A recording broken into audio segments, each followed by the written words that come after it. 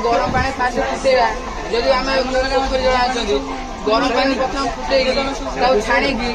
ठंडा कर पीवा